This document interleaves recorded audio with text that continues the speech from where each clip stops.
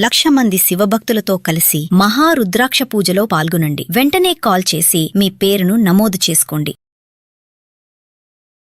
నమస్తే, welcome back to Suman TV. ప్రస్తుతం మనతో పాటు ఉన్నారు అనలిస్ట్ మందరి కృష్ణారెడ్డి గారు. సార్తో మాట్లాడదాం.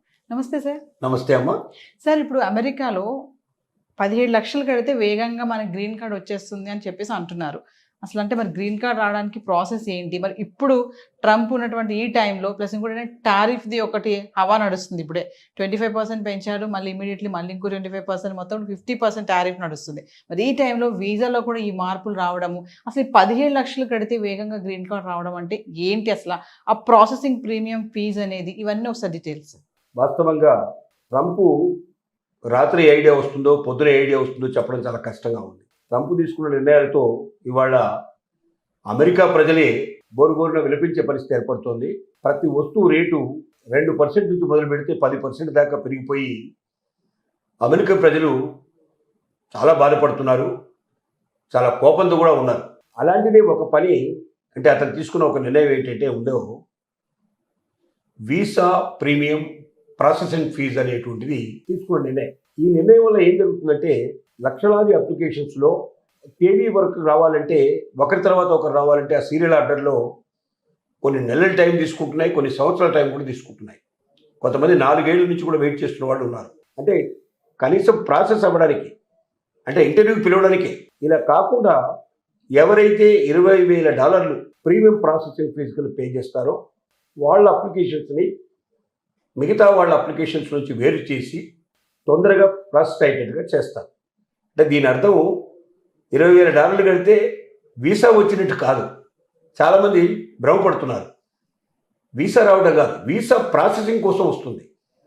అంటే ప్రాసెసింగ్ స్థాయికి వస్తుంది. ప్రాసెసింగ్లో పాస్ అయితే, ప్రాసెసింగ్లో వాళ్ళు ఒకవేళ సక్సెస్ అయితే అప్పుడు వాళ్ళకు వీసా వస్తుంది. ఒకవేళ సక్సెస్ కాకపోయినా ఫెయిల్ అయినా ఈ $20,000 తిరిగి ఇవ్వరు. ఇది ప్రాసెస్ చేసినందుకు మాత్రమే ఖర్చు కింద ఈ డబ్బు తీసుకుంటారు తప్ప ప్రాసెస్కి వీసా రావడానికి సంబంధం లేదు. కాబట్టి $20,000 వీసా వచ్చినా రాకపోయినా అమెరికా గవర్నమెంట్కు మనం పే చేసుకున్నట్టే లెక్క. అంటే ఏదో ఒక రూపం లోపల వలసదారులని, అంటే ఇతర దేశాల నుంచి తమ దేశానికి రావాలనుకుంటున్న వాళ్ళ దగ్గర నుంచి డబ్బు పిండడానికి ట్రంప్ వేసినటువంటి మరొక ఎత్తుగడైంది. దీనివల్ల కోట్ల రూపాయలు ఆదాయం వస్తుందని నమ్మకం. అంటే వేల మంది కడతారు, లక్షల మంది కూడా కట్టినా ఆశ్చర్యపడాల్సిన అవసరం లేదు.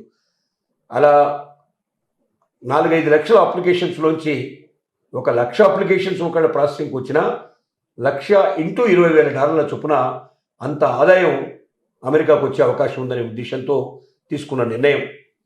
కానీ ప్రాసెసింగ్లో మాత్రం చాలా కఠినతరమైనటువంటి నిర్ణయాలు తీసుకోవడం జరిగింది. ఒక వ్యక్తి యొక్క చరిత్ర మొత్తం సోషల్ మీడియా అంతా కూడా చెక్ చేసి ఆ సోషల్ మీడియా ద్వారా ఎక్కడైనా సరే అమెరికా దేశాన్ని అవమానపరుస్తూ కానీ, అమెరికాకు స్నేహపూర్వకమైన దేశాన్ని అవమానపరుస్తూ కానీ, ఎక్కడైనా అతనిలో కొంచెం విప్లవాత్మకమైన భావాలు ఉన్నట్టు అనిపించినా, అతను రేపొద్దున అమెరికాకి ఏదైనా విద్రోహం తలపెట్టే అవకాశాలను అనిపించినా, ఏ రకమైన భావం వాళ్ళకి కనిపించినా నిర్దాక్షిణ్యంగా వీసాని వాళ్ళు రద్దు చేసే ప్రమాదం ఉంది. వీసా జోలికి వెళ్ళడానికి అవకాశం లేదు. మళ్ళీ కొంత గ్యాప్ ఇచ్చిన తర్వాత కానీ వీసాకి మళ్ళీ అప్లై చేసుకునేందుకు అవకాశం ఉంటుంది. అంటే ఈ $20,000 ప్రాసెసింగ్ ఫీజు చెల్లించే వాళ్ళు తొందరగా తమకు ప్రాసెసింగ్ పూర్తవుతుంది, తొందరగా తమ అప్లికేషను వీసా కోసం వాళ్ళు పిలుస్తారు, ఇంటర్వ్యూకి పిలుస్తారు అనే నమ్మకంతో చేసుకునే పని ఇది. ఇంటర్వ్యూలో సెలెక్షన్ అనేది ఈ డబ్బుకు ఏ రకమైన సంబంధం లేదు. ఇది పొరపడబడాల్సిన, ఎవరైనా $20,000 కడితే నాకు వీసా వచ్చేస్తుందన్న ఆశతో డబ్బు కడితే ఆ డబ్బు మాత్రం తిరిగి ₹1 రాదు. వీసా రాకపోయినా ఆ డబ్బు ఇవ్వరు. కాబట్టి దాన్ని దృష్టిలో పెట్టుకొని పే చేయగలిగే కెపాసిటీ ఉన్న వాళ్ళు ఎవరైనా ఉంటే పే చేసుకుంటే మంచిది తప్ప దీనివల్ల మాత్రం అదనంగా వీసాకు మాత్రం రాదనే విషయం గ్రహించాలి ప్రతి ఒక్కరు. ఏది ఏమైనా ట్రంప్ చేసే మార్పుల్లో ఇదొక మార్పు. కొత్త మార్పులకు శ్రీకారం చుడుతున్నాడు. వలసదారులతో ఆటాడుకునే ప్రయత్నం చేస్తున్నాడు.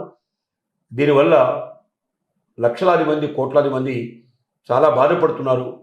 ట్రంప్ వచ్చినప్పటి నుంచి ఇప్పటిదాకా అసలు అమెరికాలో మరి ఎన్ఆర్ఐలు ఉండాలా అక్కర్లేదా అనేది తెలియకుండా ఉంది. చాలామంది 50% వెళ్ళేవాళ్ళు ఇప్పటికే వాళ్ళు ఆగిపోయారు. ఇంకా భవిష్యత్తు అక్కడి నుంచి వచ్చేవాళ్ళ సంఖ్య కూడా చాలా రోజులకు పెరిగిపోతూ ఉంది. మరి ఈ పరిస్థితుల్లో అమెరికాకు వెళ్ళి ఎవరైతే వెళ్ళదలుచుకున్నారో అమెరికాకి వాళ్ళందరూ కూడా స్వతంత్రంగా తమ చదువుకోగలిగే పరిస్థితులు ఉన్నవాళ్ళు మాత్రమే వెళ్ళాలి. అక్కడ ఉద్యోగాలు చేసి సంపాదించి నేను అక్కడ చదువుకుంటానని ఆశపడేవాళ్ళు మాత్రం అమెరికా వైపు వెళ్ళారు అంటే వాళ్ళు అరెస్ట్ అయ్యే ప్రమాదం ఉంది. ఎందుకంటే యూనివర్సిటీ జాబ్స్ తప్ప బయట జాబ్ చేయడానికి వీలు లేదు. యూనివర్సిటీలో కొద్దిమందికే జాబ్ దొరుకుతాయి తప్ప మిగతా వాళ్ళకి దొరకవు. బయట జాబ్ చేసిన మరుక్షణమే అతన్ని ప్యాక్ చేసి వెనక్కు పంపించే అవకాశం, అతని మీద పెనాల్టీలు వేసే అవకాశం, అతనికి శిక్షలు వేసే అవకాశం కూడా ఉంది. కాబట్టి ఇలాంటి ప్రమాదకరమైన పరిస్థితుల్లో ఎట్టి పరిస్థితుల్లో ప్రతి ఒక్క వ్యక్తి గ్రహించాల్సింది ఏంటంటే, మీరు అక్కడ చదువుకోదలుచుకున్నా లేక అక్కడ మీ ఉద్యోగం సంపాదించుకోవాలని కోరుకున్నా చక్కటి పద్ధతి ప్రకారంగా వీసాలోనే ఆ H1B వీసా అలాంటి ఏదైనా ఉద్యోగకరమైనటువంటి మంచి అక్కడ పేరు పొందినటువంటి సంస్థల నుంచి మీకు ఉద్యోగం వస్తే ఆఫరింగ్ ఉంటే మీరు వెళ్ళాలి తప్ప అక్కడికి వెళ్ళి ఉద్యోగ ప్రయత్నాలు చేస్తానని మీరు అనుకుంటే మాత్రం తప్పనిసరిగా పప్పులో కాలేసినట్టు అవుతుంది. ఈ విషయాలన్నీ దృష్టిలో పెట్టుకొని ప్రాసెసింగ్ ఫీజు పే చేయాలా అక్కర్లేదా, ప్రాసెసింగ్ ఫీజు పే చేసినంత మాత్రంలో వీసా రావడం కాదు, కానీ తొందరగా ప్రాసెసింగ్ పూర్తవుతుంది, వీసా వస్తుందో రాదో బయటపడుతుంది. అంతవరకు మాత్రమే ఆలోచించుకొని ముందుకు వెళ్ళాల్సిందిగా మనం విజ్ఞప్తి చేస్తున్నాం.